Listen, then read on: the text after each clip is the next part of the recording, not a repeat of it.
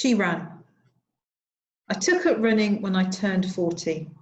I opened my front door and started running down a filthy jitty and past my parents' flat. I ran through every town in which I'd ever lived. I ran past all my exes, even a few crushers who sipped mochas and wore dark glasses. I ran in a wedding dress through scattered confetti and was cheered by the cast of Star Wars. I ran through the screaming wind, rain and cloud. I ran through my mother's village and flew past armed soldiers at the checkpoint. I ran past my grandparents and Bapu's mangy goats with their mad eyes and scaled yellow teeth. I ran straight through Oxford and Cambridge, didn't stop. I saw a naked man in Piccadilly Gardens. I ran through high school and behind the gym where gothy teens smoked and necked each other. I passed an anxious mother pushing a pram and a baby that kept throwing out her doll. Seasons changed. Summer turned into autumn. I couldn't get as far as I wanted. The lights changed. My ribs, my flaming heart, and my tired, tired body burned. That's absolutely beautiful. Oh, thank you. That's very nice of you to say. Really enjoyed that. Just trying to work you. out if there's a bit of interference. No, we're all right. Mm-hmm. I really enjoyed that. Lovely, thank Pippa. you. Thank you so much. That's good. Thank you. Yes. Yeah, So you are obviously a writer, obviously a poet. When and how did you first know that you were a writer? Right. So when I was little, in the mists of time, I used to really like writing, but I didn't really have a clue about genre. So it was all the same. So writing a diary entry, writing a story about a spaceship, eventually doing something which was probably poetry, but I didn't realise it at the time. And I was probably a kid when I realised that. And then I read books like 1984 when I was a teenager, and I thought, I want to do that, just wanted to do it. And, I used to get very sort of dreamy about it and just like stare out of windows. And I was like reading books on the train because I used to take the train to various schools and stuff. And it was just having that free time that it kind of expands in your head. So yeah, from when I was little. Other than that, I wanted to become like an astronaut. So I'm not sure if I've made the right choice, to be honest with you. Or a stand-up comedian. I was quite keen on that for a while. An astronaut might be quite fun. Yeah, an astronaut, poet astronaut. Oh, that'd be amazing. That's just imagine. I mean, the poems people write about science and space and stuff are incredible, but imagine writing a poem in space. Oh yeah. Oh yeah. Yeah. So there's never really been any doubt in your mind then about whether you're a writer? There's a massive doubt when I was about 21, because I actually started a creative writing MA, and this is going back a bit now. And at that point, it hadn't really solidified as an MA. It was all very brand new. And I just don't think I was at the right stage. And I just literally quit about 2 weeks in. And it was quite a big MA, but I just didn't feel like I was ready for it. And that's how I knew I wanted to write, because, flash forward like 5-10 years, and because I wasn't doing it, it was kind of making me unhappy. And then after I had the twins, I thought, you know what, you got to get on and do this, because life is short. I mean, I've sort of had my dad's voice in my head, like, are you sure you're not going to get a proper job? Oh no! Yeah, but you just do, especially like my dad, because like he's very sort of practical and what have you, and my parents work very, very hard, but not amazing amounts of money, I have to say. So for them it was like, when are you going to get a proper job?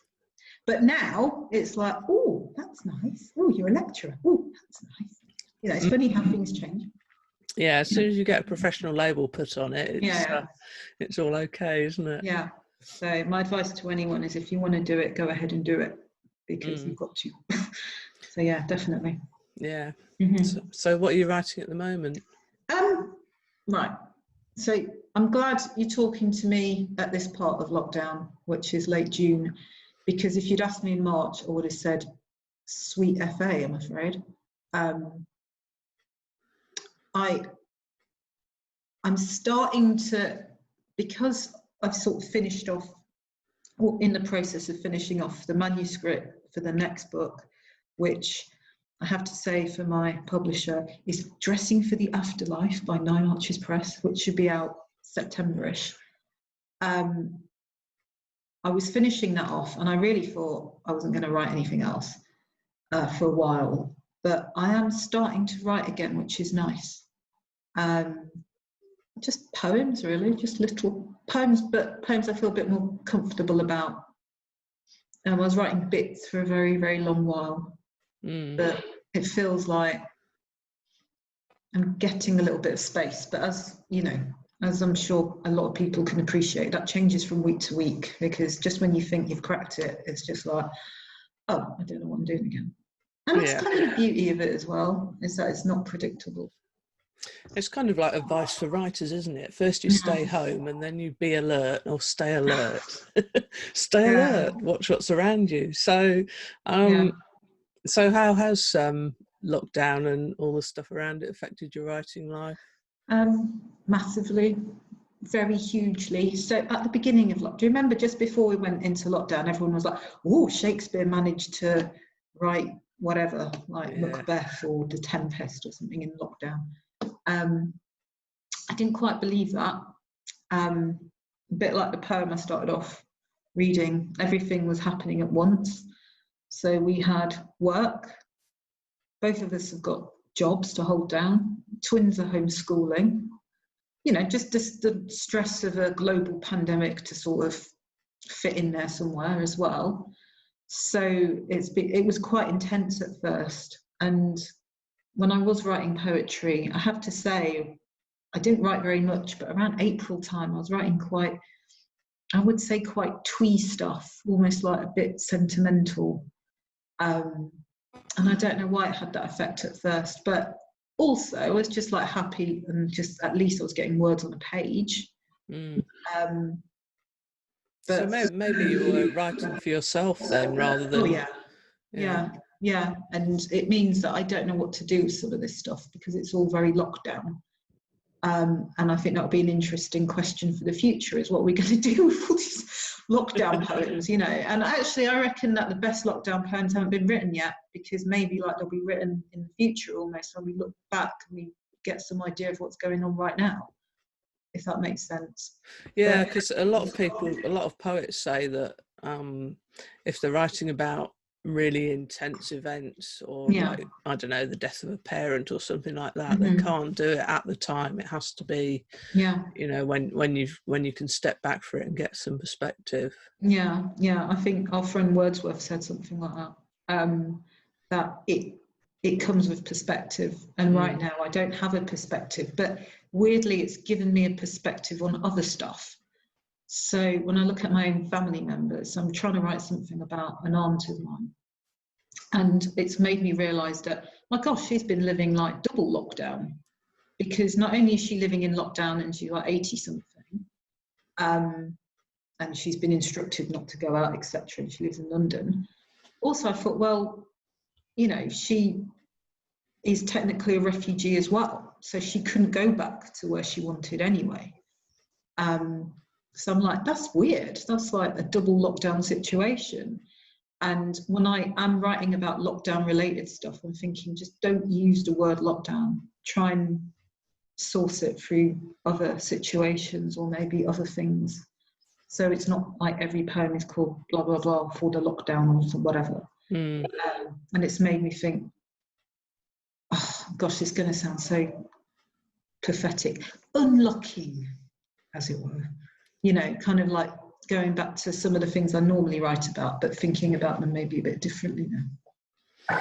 And also, I'm just waiting for the things which have got absolutely nothing to do with lockdown and just come out of nowhere, and hopefully a bit silly, a bit fun as well. But it's, that's hard. I have no control over that. Does it happen to you a lot? I always have to go looking for what I write about. I can't sort of sit there and wait for something to come to me. I have to actually go and look for it. I have like two ways of sort of doing it. One is like, I just write something until I'm sick of it, and eventually I feel like I didn't write it. and then I feel like I can share it with someone else, which is the hard graft stuff. And occasionally, like the poem I started reading at the beginning, I'm not saying it came out in a draft because that's silly and that doesn't happen, but the gist of it was kind of, because you just feel like something on the day. I'd love to be able to write fully formed, but it doesn't happen like that either. But sometimes you get a nice sense of something and it just sort of says, go and write me. Otherwise I'll hate you if you don't write me. Oh, I wish that happened to me. Oh, it only happens once. It just doesn't. Yeah, but it's a blue moon thing. And I reckon the only way you can get it to work is if you keep writing generally. I've seen that somewhere. That if you just sort of trudge on with like the workaday stuff, that it might just trigger something in your head. You know, again, that's not easy at the moment for a lot of people who are trying to hold down stress, jobs, challenges. You know, you have to. I realise I've got to carve out time for it, otherwise it's just not going to happen either. And that's what lockdown's also taught me: is get your alarm clock set. Otherwise, you know, I'll just be writing emails for the rest of my life. Yes, I know that one. Exactly. So yeah. So I think you've kind of answered both of my next two questions. So no, that's fine. So has it? Would you say it's made you more or less productive being in lockdown? Very painfully, I feel like I'm starting to get productive but it's been painful though. I wouldn't wish this on many people. It's meant that, you know, you've got to sift out your time and your priorities, and I've already started changing things a bit and started doing things at odd times of the day. But yeah, again, if you'd asked me like March, it would have been different, or April. And it's like we're kind of growing into this time a little bit. Again, it could be totally different autumn time. You know, it's just literally play it week by week. But at the moment, it feels like I'm making myself work because I know what times I work best at. And it's like, right, okay, don't do anything during those times, get on with it. So yeah, I wonder if it's kind of a bit like wartime in a way, that we're in this weird situation that none of us have been in before, really know how to deal with. And it's forcing us out of our comfort zones, and it's forcing us to find better ways of doing things, more effective ways of doing things. So like you're saying, you're having to carve time out of your day. This is something that I've never done before, but because it's a different situation, you know, you kind of get the impetus to do that, don't you? You get I've just realised if I don't do that, I'm not going to get anything done. So it's made it feel more like a discipline again, which I was quite good at back in the day. And I've recently, last couple of years, it's been a bit hit and miss, but I've been trying to think about what it was that I used to do. And when the twins were little tiny mites, which you'd think would be impossible to write anything down at that time, I just used to write when they went to bed. And I'd spend the whole day like singing Wind the Bobbin Up. And then I found that I still had a brain at the end of the night. And then I felt like I want to start writing. So it's like you kind of have to find ways as well, even though it's difficult. Have you discovered any surprising inspiration for your work from the whole situation? Yeah, so I've got some notes here. I realised that I think kind of what I said earlier about my aunt is that lockdown is actually real for a lot of people anyway, COVID or no COVID. It's like it's how people live. A lot of people live a certain way. And it means that I'm not very good at always writing very directly about things.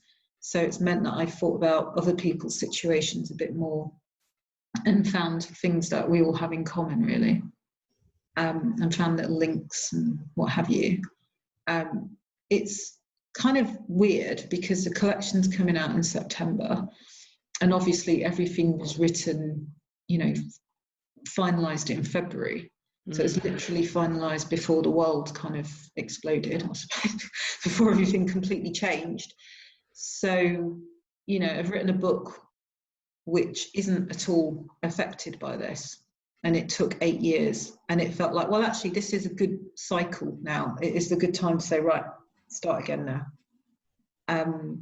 I didn't mean for the book to take 8 years, but funnily enough, it just has.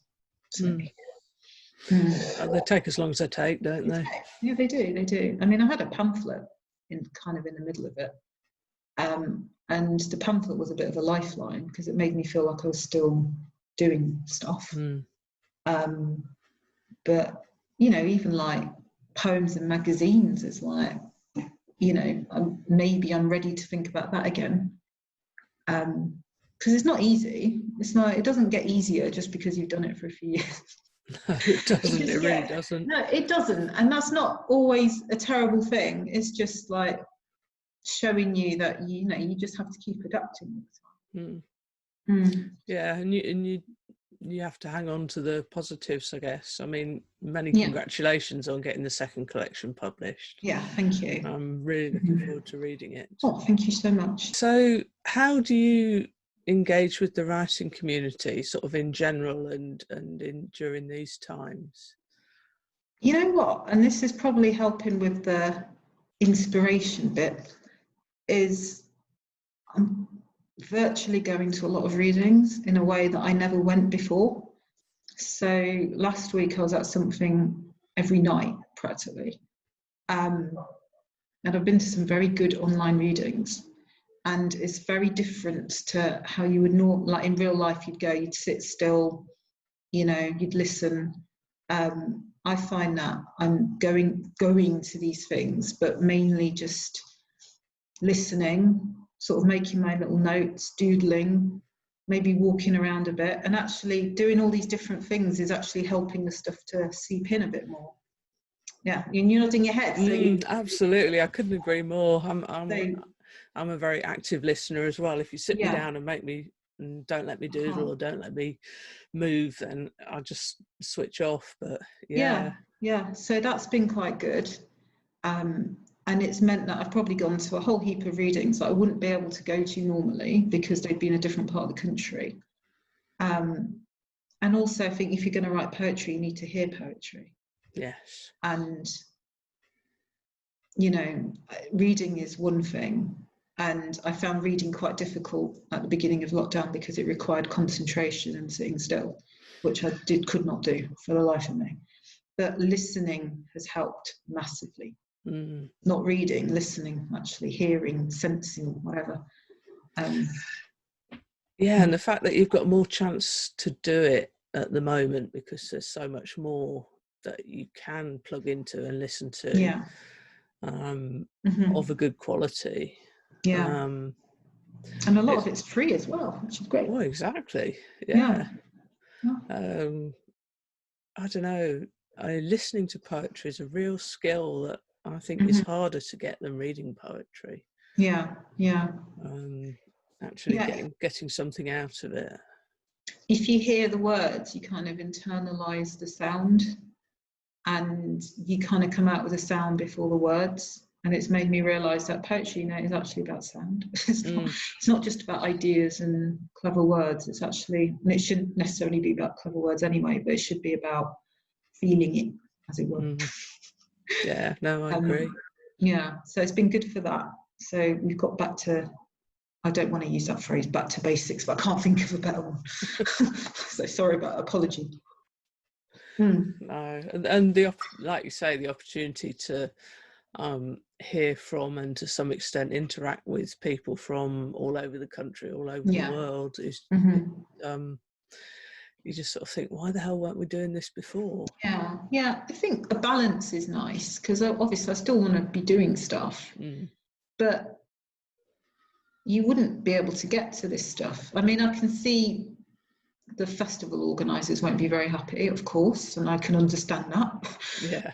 Can see, like, you know, I mean, you work for Five Leads, so, you know, I'm sure that's a bit of an impact, to say the least. But then we're doing different things as well, like this, and that's nice too.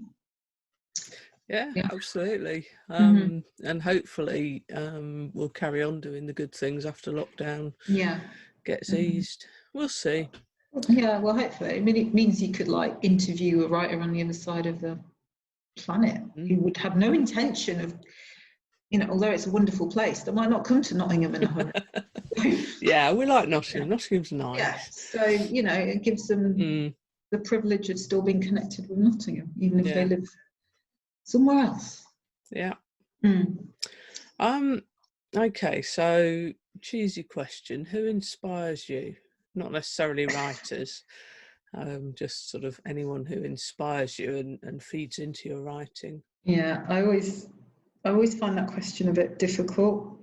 I've just written down here everyone. Sorry, I can't narrow it down because you take so much stuff from different people. You know, you kind of enjoy different things. I'm just trying to think about some. I mean, if I talked about some of the things I'm reading, like at the moment, it's like I feel like I'm cheating because I'm not talking about the things I was reading 20, 30 years ago.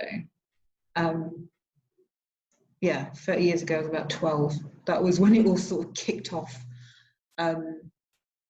When I kind of wanted to be a writer, and at that point, it was the Orwells and the fun dystopian, not necessarily poetry, although I did know people like Benjamin Zephaniah, and I guess I'm of the generation that you couldn't get away from Carol Ann Duffy because she was just this presence. Just there, yeah, she was just there. So, you know, I mean, that's the early stages of things. But actually, I also think I should probably say music as well, because I like a lot of music. And I also like a lot of comedy. So it's kind of varied. I'm sorry I'm not using individual names, but no, not a problem at all. But it's more like genres almost. I was trying to think what kind of notes have I written here about that. Okay, so in lockdown, I've been reading people like Roger Robinson and Sean Hewitt. I didn't know much about Sean Hewitt before, but I've been going to these accidental readings and I've been really liking his stuff. And yeah, it's been good. It's been good. Okay. Yeah, it struck me when you were talking about comedy, because in a way that's really similar to poetry, because you're crafting your words, you're getting exactly the right words at the right time in the right order to evoke a particular reaction from the audience, and it is really similar to poetry, isn't it, when you think about it like that? It's a challenge because you're still trying to make it sound spontaneous, which is a bit odd when you've drafted it a dozen times. So one poem I'm writing, I've realised that I'm on draft 15 at least, and that's just on the computer. That's not even the handwritten ones. So it's made me realise that if you want to write something properly, sometimes you got to put the hours in. You know, be it ever so, you know, time consuming. But I don't see how your brain can click otherwise. No, I agree. Yeah, you've just got to sort of get on and do it, really. And some people don't, you know. So, but it's whatever works for you. Yeah. Yes. What are you most proud of in your writing career? The fact that I just get the ink onto the paper sometimes. And looking back on it, yeah, like having the book out, the first book, Melanchrini with 9 Archers. I'm very proud of having a relationship with 9 Archers because I was very lucky geographically being in the Midlands. We've got to be lucky for something in the Midlands, haven't we? Because sometimes it feels like we're left out. But I kind of got to know 9 Archers very, very early on, like literally 10 years ago now, when they were very much kind of starting off, you know, only like a year or two in themselves. And I'm proud of them because they're kind of year by year doing so much better. And they're getting this really great reputation for themselves, and they've just grown really organically. and they, you know, I mean, Jane's amazing. So yeah, I agree. I think it's Nine Arches is a really good example of an independent poetry press that's not only successful but intelligent and clever and does meaningful things. There's a lot that aren't and don't, but oh, definitely. So I'm really pleased that I've been with them for that time. I bet working with Jane's nice as well. How do you get on with working with editors for your poetry? She's been really, really good. She's been. Pippa, I'm really sorry, but my daughter's come in. I'm so sorry. Do you want to end up on an interview? Hello. This is going to be recorded on YouTube. So, what's the matter? Quickly. Right, go. Go. Sorry. Right, go. Okay. I need to finish off. Yeah. What? Okay. This is part of the joy of lockdown. Right. I don't care what you're doing, Mother. Got like heading in. I'm so glad mine have grown up and moved out. Yeah, just like walking. Yeah. I can't remember what to talk about. Jane. Yeah, Jane. Yeah, editing. No, she's been a really brilliant editor. And I'm just trying to think, she's got a certain kind of lightness of touch as well. She just sort of instinctively knows stuff, so she doesn't sort of lecture you or hammer you with information or tell you what you should or shouldn't be doing. I have to say, I didn't think this book would, you know, I was really nervous, like handing over a manuscript, and that doesn't go away because Nine Arches have become a lot more successful. And because they've become, I was like really like shivering when I was like, you know, pressing send on the manuscript, because I was like, they could have anyone, you know, there's all these people sending off to them all the time. So yeah, I was, maybe the proudest moment was that second book getting accepted, actually. Yeah, I'm really happy. I can't wait to read it. Thank you. Thanks. Okay, so we're at the last question now. What do you hope to achieve in the future? What's next after this book's out? I just want to keep writing. I just want to keep at it and, you know, set aside the time for it and get on with it. I know that's not a really sort of like, oh, well, my next project is blah, blah, blah. My next thing is just to keep at it, because if you don't keep at it, you don't know what you want to do. So, you know, I have to sort of find the meaning when I'm actually doing it. It's like, oh, hang on, that's what I wanted to say. Okay, it's only like 35 drafts later, but that's kind of what I was thinking of first draft, but I didn't know because I didn't have a clue. Yeah. That's a really interesting one, actually, isn't it? You write to find out what you're trying to write about. It's so common among writers, particularly poets. Yes, no, definitely, yeah. Okay. Yeah. Well, thank you so much. So if you wanted to give us your poem to read us out, that would be lovely. Right. Okay, so this is one I know I've read out at 5 Leaves, but as we were talking about inspiration, etc., I thought I should read it out now. And this is a very silly poem. And as I said, I don't write directly about stuff sometimes. So this is about creativity, maybe, or maybe it's just about a horse. I'm not sure. So this is my closing poem, The Horse. Thank you very much, Pippa and 5 Leaves, for asking me to read today. The Horse. Everyone says I should get back on the horse. I sneak up on her, but she's too quick. She rams her hooves into my hoof-proof vest. Too bad, horse. I may not be able to get back on you, but I know the score. The horse is grazing in a field. I have prepared complex equations for getting back on horses. I nod at the farmer, who's seen others trying to saddle up. It's early evening and meadow sweet. There's a kind of light that drives poets crazy. I pad over softly to my horse, now at rest in her stable. I sing to her with such tenderness, even a stud would sigh. Morning, drizzle. Horse laughs. I am a joke on many social networks. Horse is my editor. Horse is Dustin Hoffman in All the President's Men. You want to get back on me? You're going to have to do it my way, say her conker-coloured eyes. She pours strong coffee, rests her hooves on the table. Sweet horse, gentle horse, let me know your warmth, a touch of your mane. Darling horse, I wrote you a haiku.